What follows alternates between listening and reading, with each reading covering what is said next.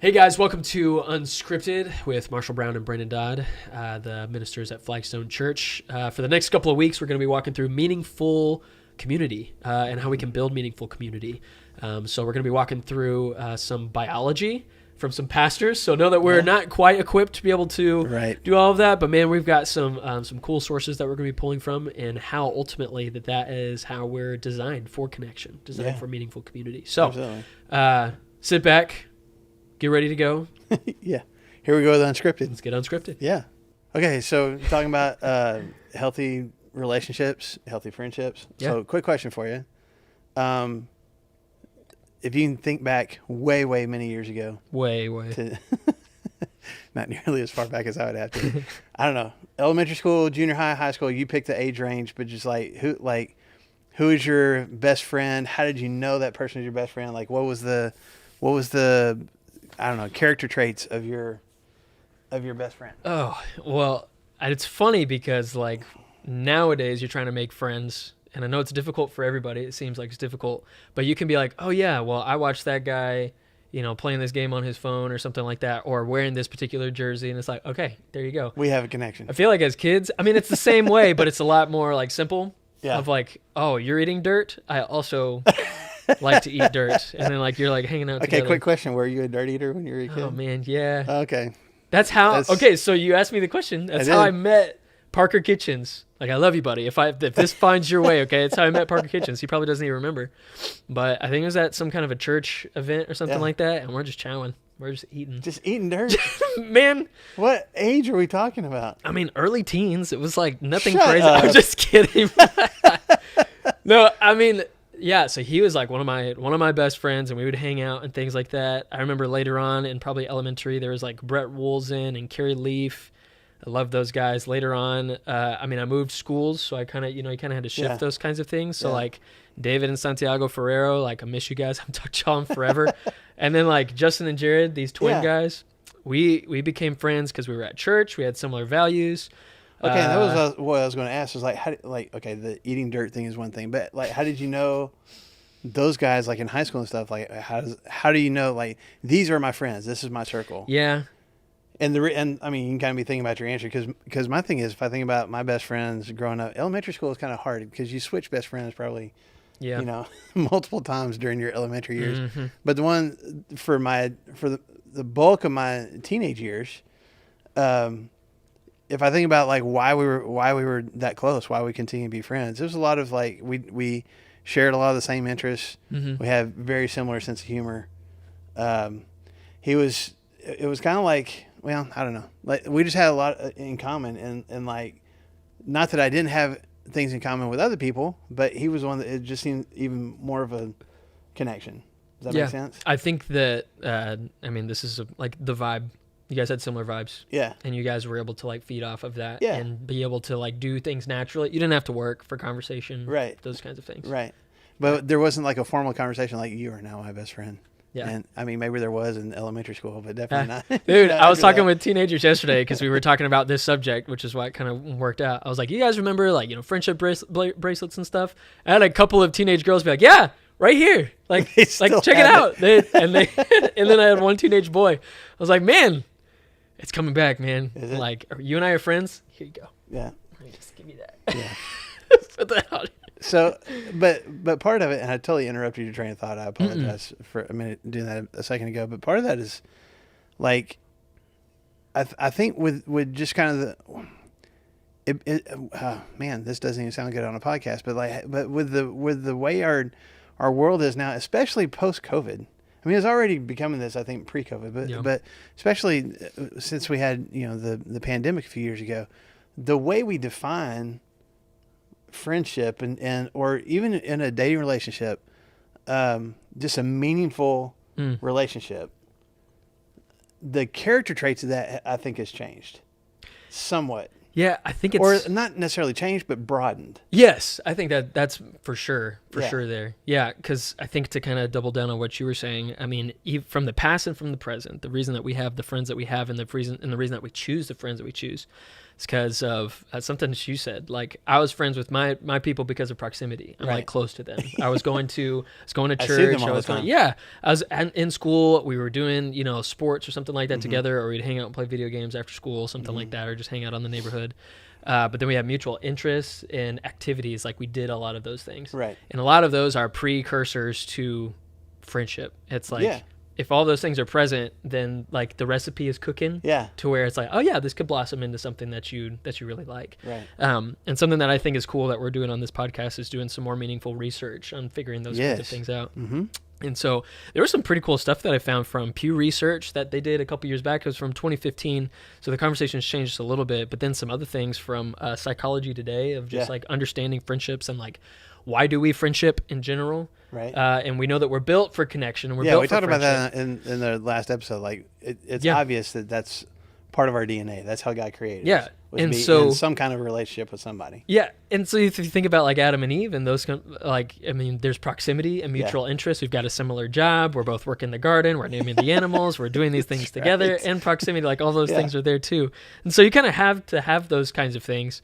And so, there has to be some respect. There has to be like a similar vibe or affinity, some have give and take too. And friendships, this is one thing that the psychologist was talking about, of like, there has to be, if I can't just give 100% and you only give 20. Yeah. Like, if we have established that that is the way that their friendship is going to be, I'm going to give you 100 and you're going to give me 20, then that's okay. But there has to be like sometimes whenever I take from you, and that you take from me, and that we just give and take and stuff too. But so this was one thing that they defined friendship as, is like the most basic, like reason, the most basic purpose is to provide support.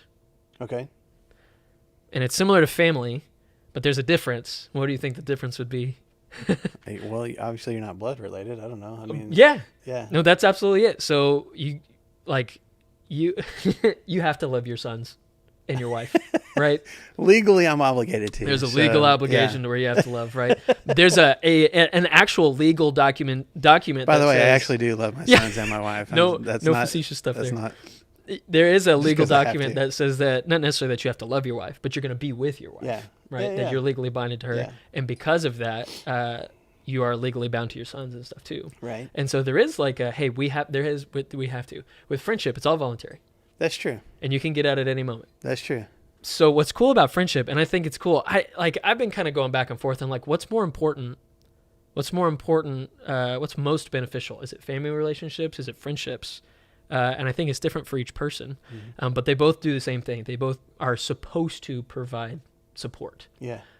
So back to what you were saying of that, we were kind of headed there pre-COVID, but now that we're, COVID has happened and there's lots and leaps of bounds that we're taking as far as what do real friendships look like? Right.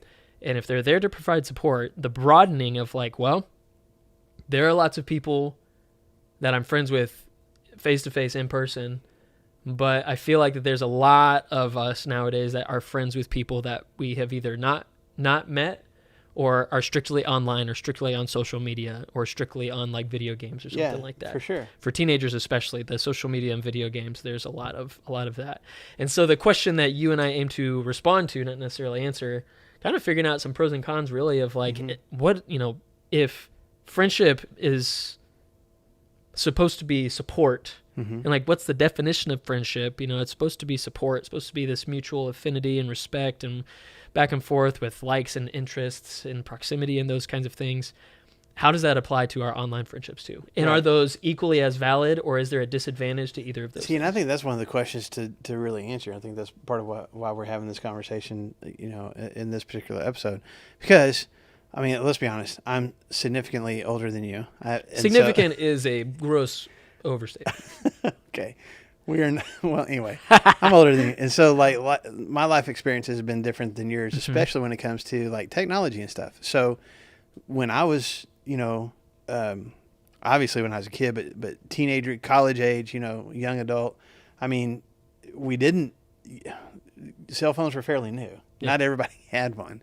much less like there wasn't texting. There, like I remember people when pagers were all the rage. I remember that. Like somebody sent me a page, which I didn't even have that. That was but Those are for the upper.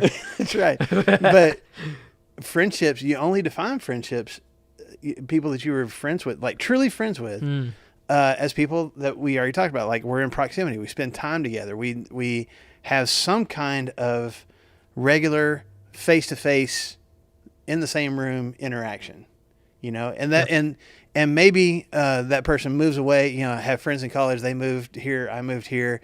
And so we don't have that kind of interaction anymore, but the friendship is still there because it was established Right. in the same room. And so even if it was a pen pal relationship after that, Yeah. or you had to, Yeah. Or phone calls, or, we just don't see each other very often. We still Yeah. say, oh, that's my friend, because we built that connection already. And so there was part of me, especially when the internet, came through and was just growing, just internet and usage and what all the things you can do on the internet was growing by leaps and bounds back in my youth ministry days.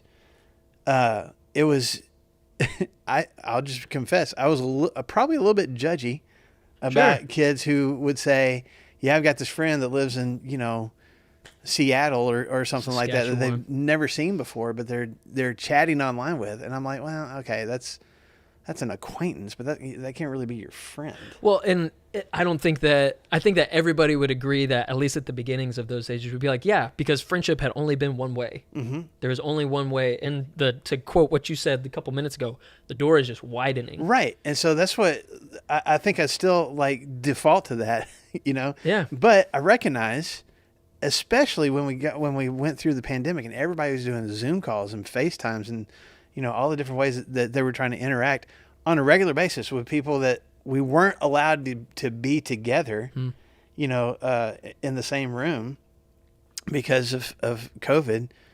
Can we still maintain or build relationships? And I feel like if we already had relationships with those people, then it's like, okay, well, yeah, this is still my family, or these are still my friends, because FaceTime or texting. We're doing it digitally, but the connection had already been established. But I'm recognizing now, at least I think, I don't know, you can give me your opinion.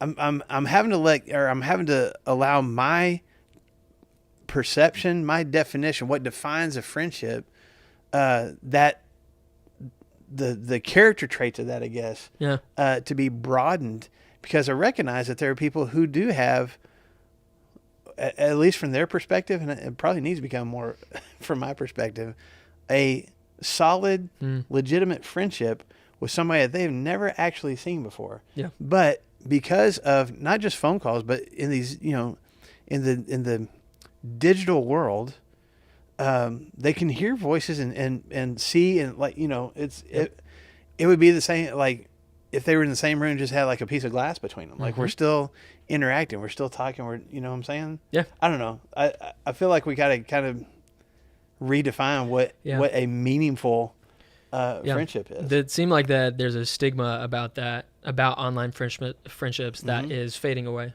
Yeah. And I think even probably needs to. I would guess. Yeah.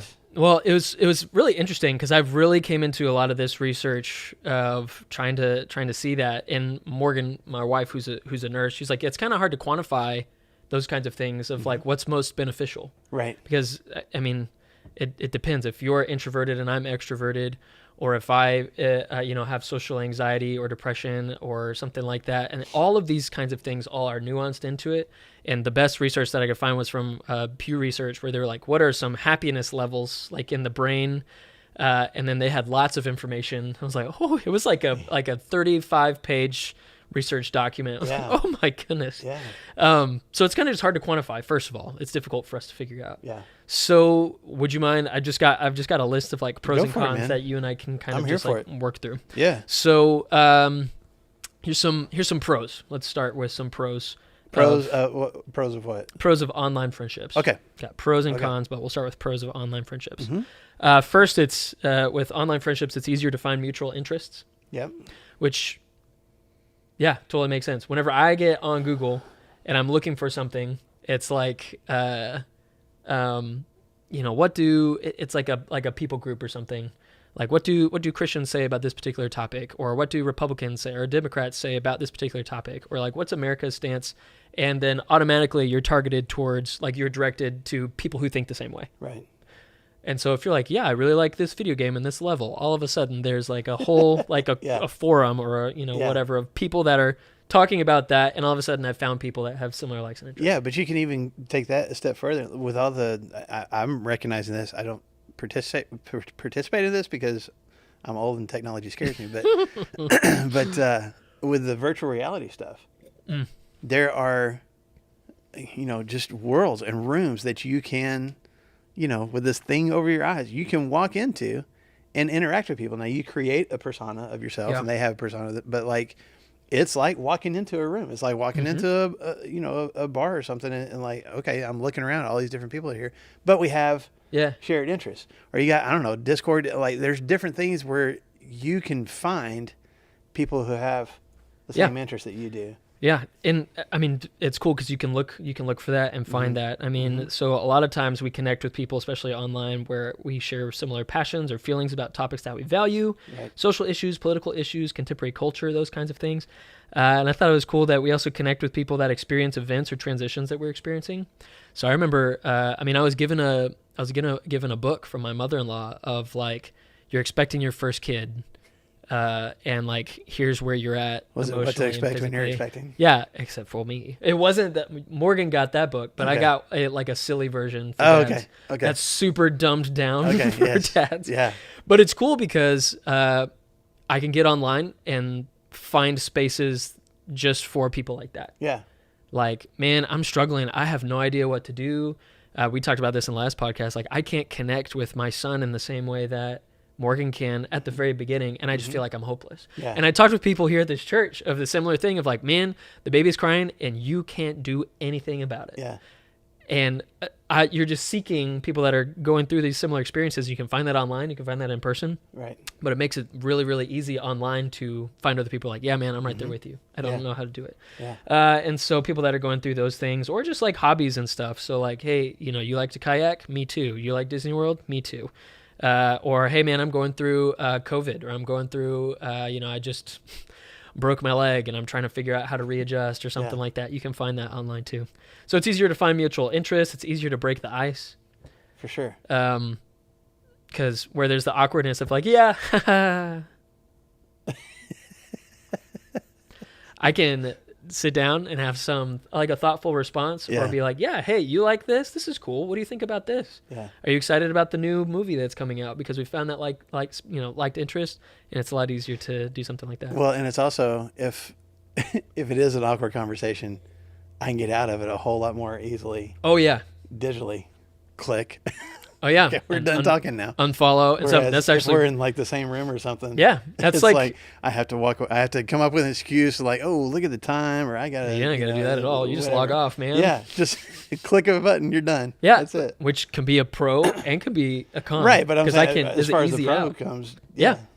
I can just that's one of the very last things I got right here. I'll say that too. There's a really high level of control. Yeah, for sure. Of that, the relationship that I have with people online or in a game or on social media, I'm laying down in my bed with like the TV on and the fire, like, and the dog cuddled up next. There's like, I have all of that control.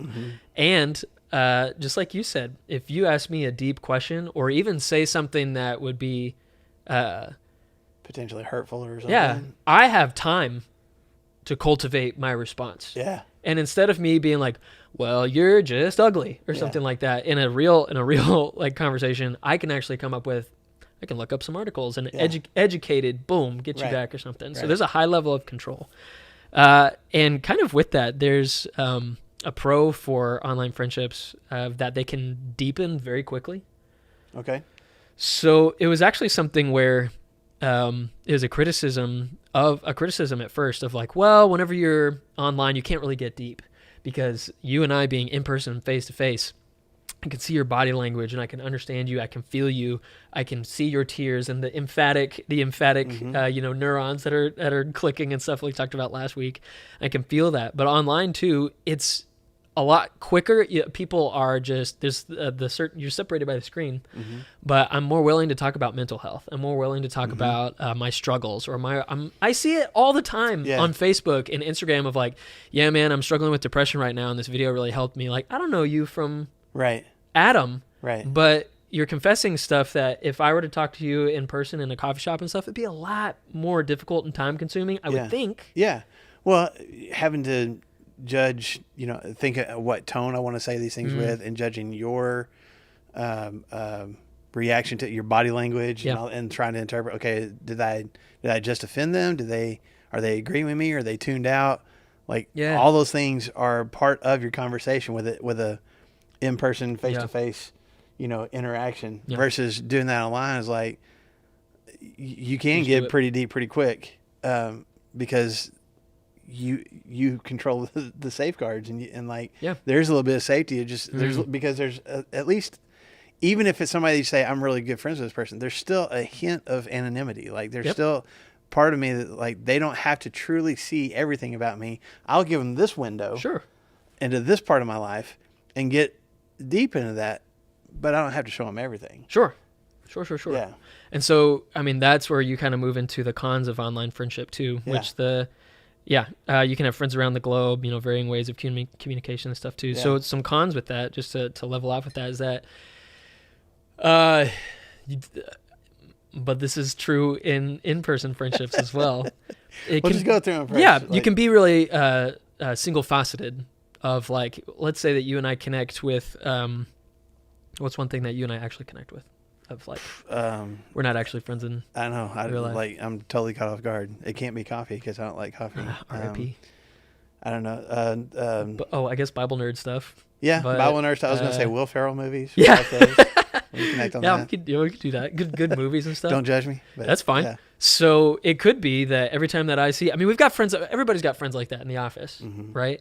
Of, hey man, the Chiefs playing. Yeah. You got the one friend with the one connection. Yeah. And it's like, hey, you hear that new Marvel movie's coming out? And every single time I talk to that person, we're talking about Marvel movies. Or every time I see you, we're talking about a Will Ferrell movie or something like that. And it's a lot easier to do that online where we only talk about this one thing. Right. But friendships are dynamic. And so to be able to show off the broad range of the person that you are, it's more difficult and time consuming to do that, but it's also more difficult and time consuming to do that in person as well. For sure. Of like, I need to break through a couple of glass ceilings to make sure that we are like, that we're more than that. And I need to take you to coffee to be like, hey, we like more than Will Ferrell, right? Like we're more connected than that. Yeah. Yeah.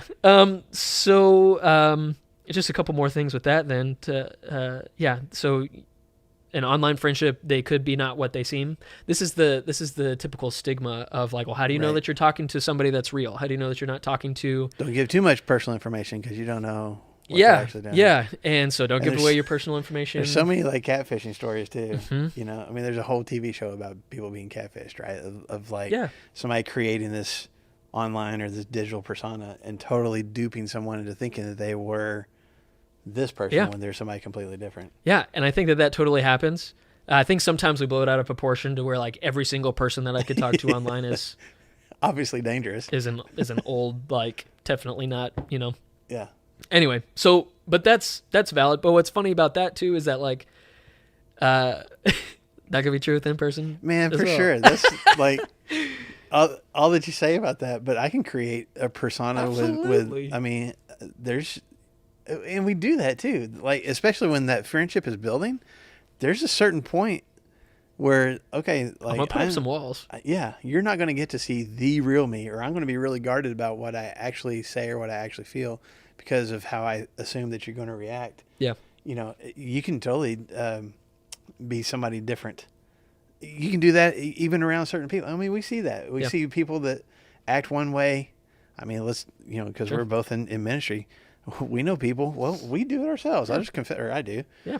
Act one way at church, act another way around everybody else. You got different circles and different personas almost for each of those circles. Yeah. So it's not that's not what happens in person, but it seems like there's a greater risk. Yeah. With the online relationship. I'll go through these last 3 really quick. I mean, it's easier to, it says here, it's easier to miscommunicate. I think it is easier to miscommunicate whenever you're doing stuff just online, especially if you're typing it out. If you're not Right. having, some kind of like a FaceTime or something like that to read body language and all of that, tone. There's a difference. I don't know if Chrissy, your wife, does this or anything, but if I get a text that's just like K, like the letter K, Yeah. like with a period, I'm scared. Like, I don't know. Like, there's a lot of like nuanced texting stuff. You know what I mean? Years ago, I was taking Tyson, my youngest son, to basketball practice, and it was when he was first driving, so I was letting him drive. We were picking up a couple of his teammates. It was during the summer, and so he's driving, so he's like, "Can you text those guys and tell them that we're on our way?" And I was like, "Sure." And you gotta know this about me. I use proper grammar in my texts most of the time. How dare you? I use and the commas and the periods and everything. They're all in the right place. And so I sent him a text and just said, "Hey, we're on our way," and put a period. It's a sentence. "Hey, we're on our way," period. One of his buddies texted back and goes, "Why are you mad?" So I asked Tyson, I was like, "Why did he say this?" He's like, "Did you put a period at the end of the sentence?" I was like, "Yeah, why wouldn't I?" He's like, "Because that sounds like you're mad." See, because then So you would respond, like, "I'm not mad, period." What? You're like, "Oh, bro, stay away from Marshall today." "I'm not mad!" Exclamation point. What? Whoa! Exclamation point. Yeah.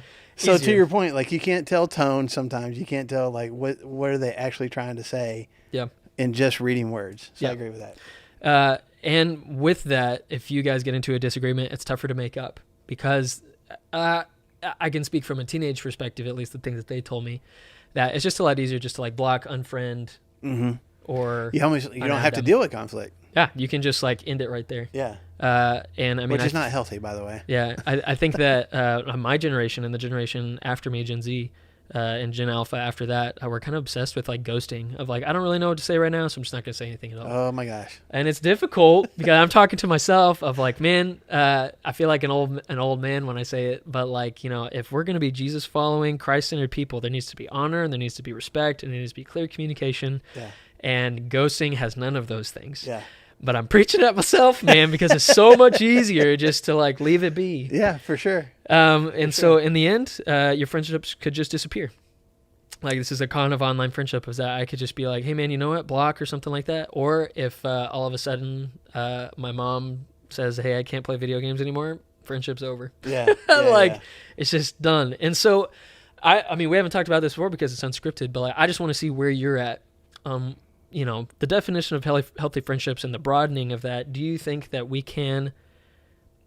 Well, I'll say my opinion first. Okay. I think that they're different. Mm-hmm. I don't think that they are the same, online and in-person friendships. I think that they're different, but I think they're both beneficial, and I think they're both good but nuanced for different people. Yes. I agree. I would just capitalize on that a little bit. Say my personal opinion has changed. I think that you can have healthy online friendships and relationships with people. The dating relationship aspect, which really we've been talking more about friendships and dating, but dating is a little bit trickier because, like, I mean, if you're going to date somebody, at some point you're going to have to be in the same room with that person. That's just the healthy part of a dating relationship. But if you're going to get married, can't get married online. Yeah, exactly. And there's just all sorts of risks, because there are stories about people meeting people online and dating this whole time, and then we're going to get married. I've never actually seen them before, and that can turn out to be really, really bad. But with the friendships, like, if we think about what do I want out of this friendship? Why am I friends with this person? Like you said, we have common interests. I can share some things with this person that maybe I can't share with others. They feel free to share some things with me, and I can be a support for them.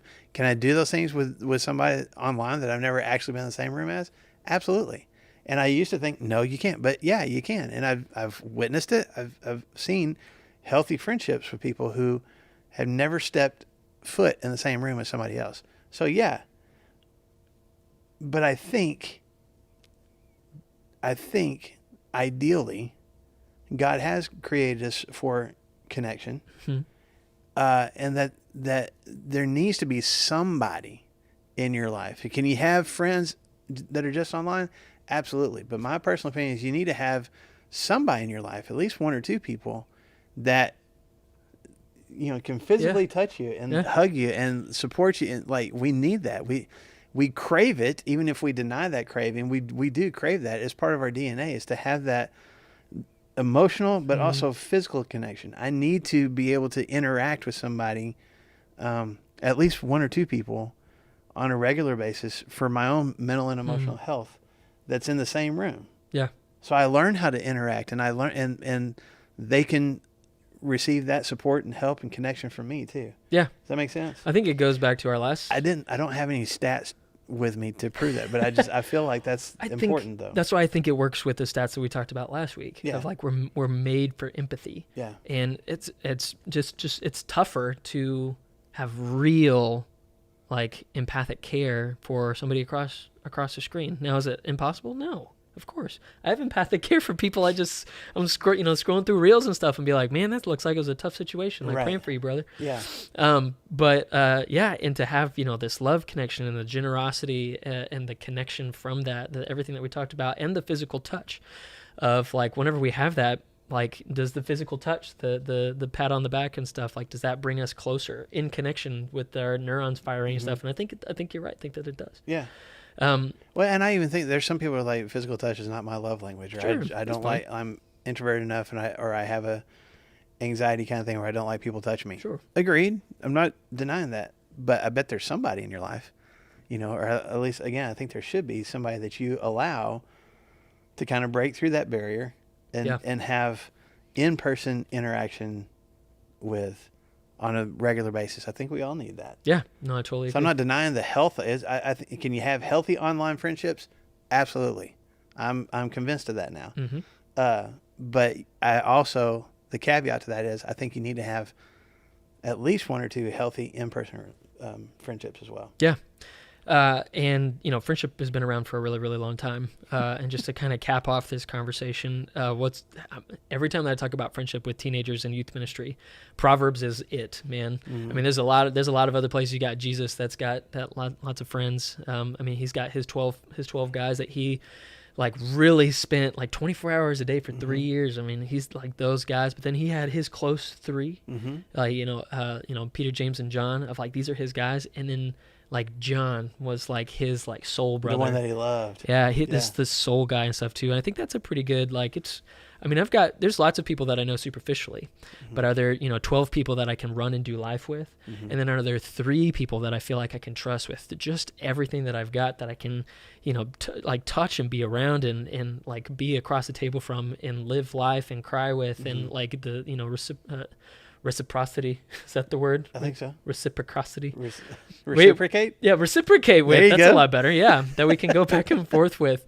But then, is there that one person, one or two people that's like, man, I love this verse in 1 Samuel chapter 18. It's David and Jonathan. It's these two bros. They're not actually brothers and stuff, but they become, it's 1 Samuel 18 verses 1 and 3.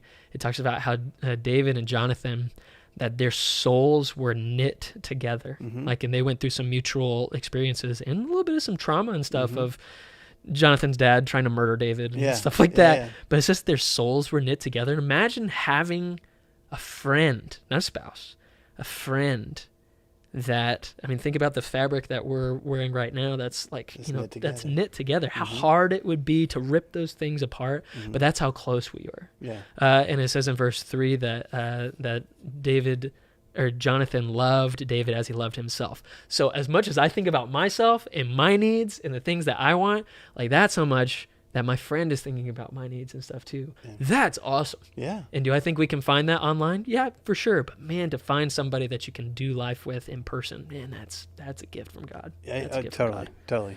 And I think that's the ideal goal, for sure. Yeah, 100%. So, yeah. Awesome. I think that's all we've got today. Yeah, I think unless so. You can think of anything else. No, man. Yeah, I got to check. That's a good way to end it. Yeah. Anyway, so we hope that you can join us next week for our next episode. I think that we're going to be talking about what it means to cultivate good friendships. I think that's what it is. Like how we actually do that. Yeah, so we've got friends. Now, what does it mean to upkeep? We need friendships and relationships. We've got them. How do we get them? And how do we grow them? And growing them. How can we cultivate them? How can we fertilize them and grow them into something that's healthy? Yeah. So awesome. Cool. See you guys next time. Appreciate it.